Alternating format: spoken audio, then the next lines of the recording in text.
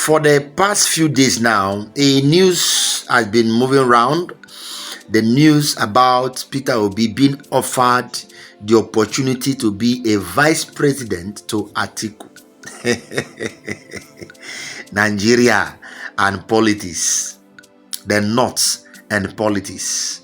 All right, so this news came and many people have been reacting to this matter. But I want to say something. Then after that, I will play the reaction of Oraka, Magnus, and you will hear what he said about that. But before that, the issue of Nigerian politics and PDP matter and Peter Obi being offered the vice presidential candidate to vice Atiku is totally a mess. And if Peter Obi should accept such offer, all right, is first of all, it will dent the image and the integrity of Peter Obi. The North has a way to play their politics. And this matter, let's not think that is between PDP and the Labour Party. No, it's not about party right now. This is about the Northern plan. Once Peter Obi submit under Atiku, Peter Obi is gone. His political career is finished entirely. So they are just actually trying to use him, all right, to gain some influence and first of all to bring him down, because when it comes to the South right now, Peter Obi is number one person that has fans, that has people that genuinely love him. And if peradventure he make this mistake to lose into Atiku and vice Atiku, which obviously Atiku will lose the presidential, ambition, he will not win. That is just the truth, because nobody actually want to vote for him since the time that he viced Obasanjo, and even Obasanjo is still against him, speaking against him, exposing his atrocities, exposing his evil deed. Many people doesn't want to vote for him. All right, so but let's just pay attention and listen to the reaction of Magnus Oraka. I just received a message that the Atiku camp has offered Peter Obi to become the running mate of Atiku. For the sake of sanity, I want to hope that it is a mere rumor, that such an offer was never made.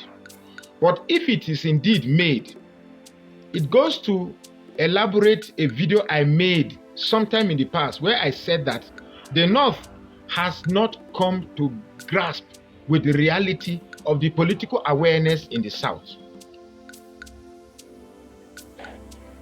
Let me say that again. The North has still not come to grasp with the realism or reality that has gripped the South. That we don't like Tinubu does not mean we are not aware that power should remain in the South. It is the greatest insult and the greatest sea finish for a northern presidential candidate to be offering the South something at all.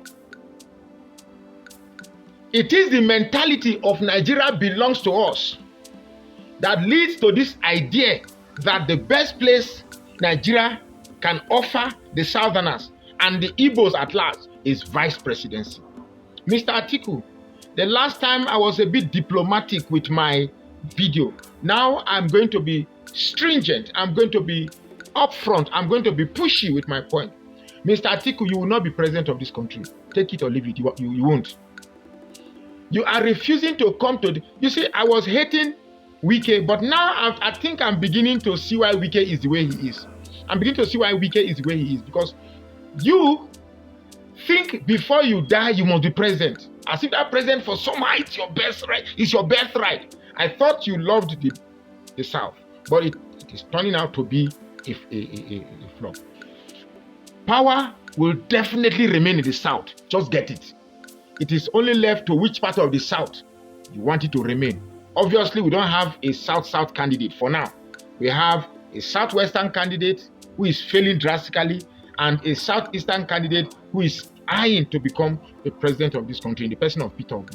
These are the two candidates. Now, if you insist that power must shift from South to the North, I can tell you wholeheartedly that people will vote for Tinubu not because they love Tinubu, but because bad as he bad.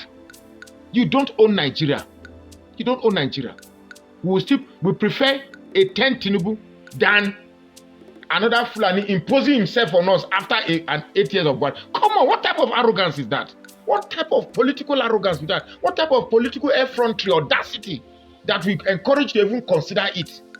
My brother, if truly you love this country, that Peter Obi should do 4 years, then after Peter Obi becomes 4 years, what we know.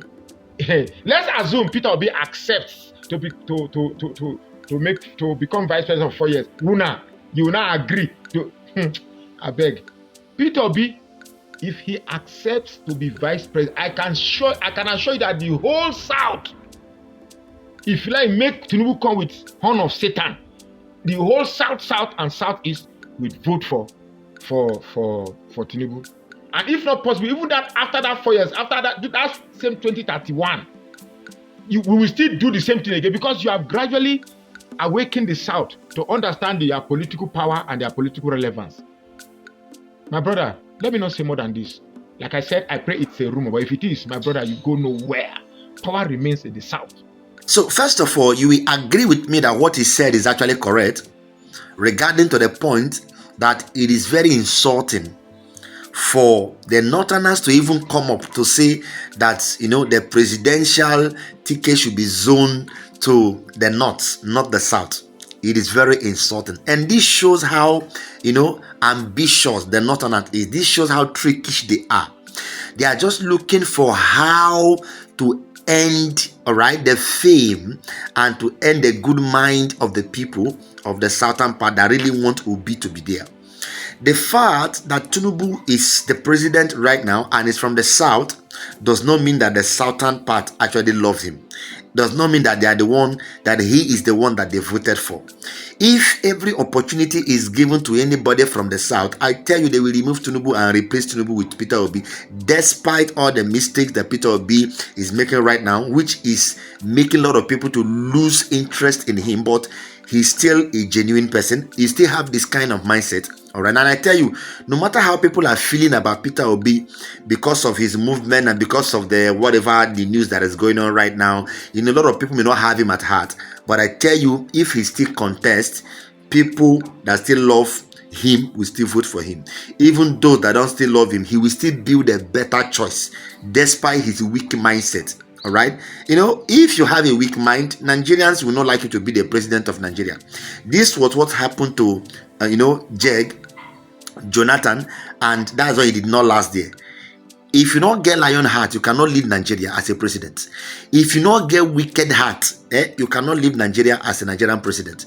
You must be able to deal with politicians mercilessly.